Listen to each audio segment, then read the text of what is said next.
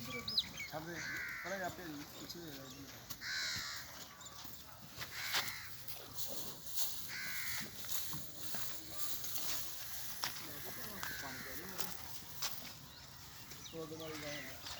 ਹੋਰ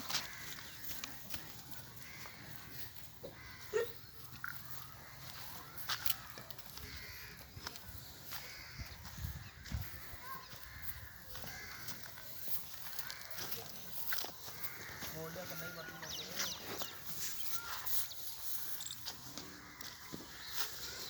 ਸੋ ਕੇ ਮੈਂ ਸੌਂ ਲੱਗ ਰਹੀ ਮੈਂ ਢਿੱਡ ਹੌਲਾ ਹੋ ਗਿਆ